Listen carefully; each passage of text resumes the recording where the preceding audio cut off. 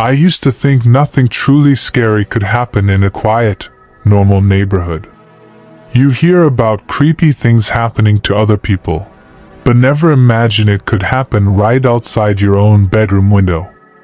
This happened 2 years ago, when I was living with my younger sister in a small rented house. My bedroom window faced the side yard, a narrow stretch of grass between our house and the neighbor's fence. No one ever walked through there. Not even the neighbor's dog. It was an ordinary Wednesday night. I had just turned off the lights and was lying in bed scrolling through my phone. My curtains were half open, and I could see a bit of the yard from where I lay. That's when I heard it. Tap. A single, soft tap on the glass. I froze. At first, I thought something small hit the window. Maybe a branch or a bug. But then it happened again. Tap, tap, tap. Rhythmic. Slow. Deliberate. I sat up in bed, staring at the window.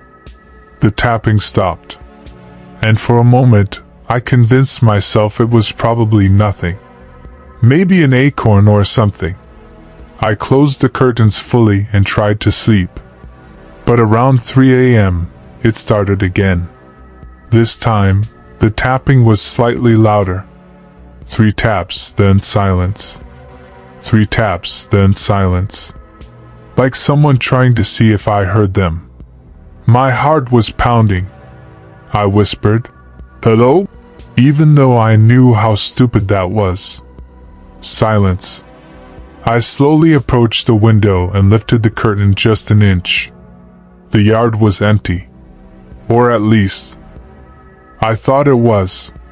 It wasn't until my eyes adjusted to the darkness that I noticed something near the far side of the window. A shape. Not a full figure. Just the top of someone's head. As if someone was crouched low, staying out of view. I dropped the curtain instantly. My chest felt tight, and my hands were shaking. I didn't want to look again. I didn't want to confirm what I thought I saw. I backed away from the window and grabbed my phone. I thought about calling the police, but what would I say? "I think someone might be crouching outside my window." It sounded ridiculous.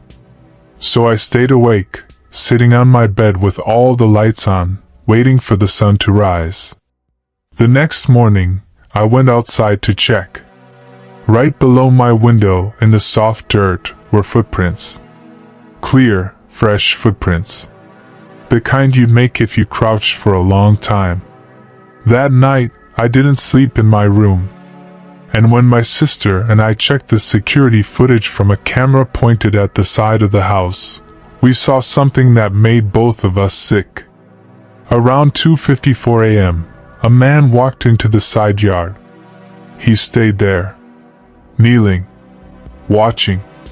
Facing my window. He didn't move for almost an hour. Then he got up and walked away. Police never found him.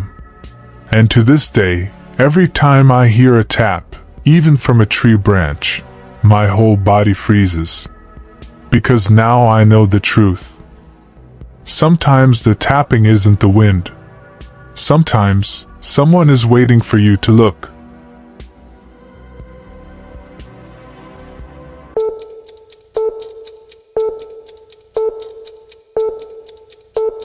This happened when I was 16, and it still feels unreal when I talk about it. My bedroom was on the ground floor, facing the backyard.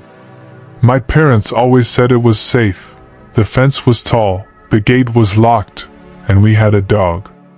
But no amount of security prepares you for someone standing outside your window at 4 a.m. I used to sleep with my blinds halfway open.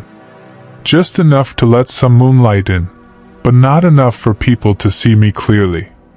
Or at least, that's what I thought.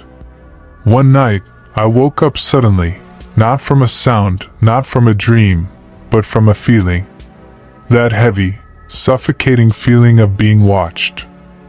I sat up and looked toward my window. At first I saw nothing. Just darkness and the faint outline of the fence. Then, as my eyes adjusted, I noticed something was off. The blinds weren't in the same position as when I went to sleep. A section near the bottom was slightly bent outward, as if someone had pushed it with their fingers. I stared at it for a full minute, trying to convince myself it had always been like that. Then, I saw it. A face. Pale. Expressionless. Pressed right up against the glass. Only the eyes were visible, wide, unblinking, staring straight at me. I fell backward off my bed, scrambling across the floor. My breath was shaking so violently I couldn't even scream. My dog started barking downstairs, and I heard my parents wake up. By the time my dad came running into my room and pulled the blinds up, the person was gone. We searched the yard and found nothing. But the next morning, behind the bushes near my window, we found something that chilled us. A pair of footprints. And next to them, a torn piece of fabric. Like from a sleeve. We reported it, but the police said it was probably a homeless person passing by. A week passed, and I tried to forget about it. But then something happened that proved it wasn't random. I came home from school one day and found a folded piece of paper under my bedroom window. It had no name. No writing. Just a drawing. A badly scribbled window. With a single eye drawn inside it. Police took it seriously after that. But they still never found who did it. And to this day, I sleep with blackout curtains, locked windows, and all the lights on. Because once you see someone staring at you through the blinds, you never forget that face.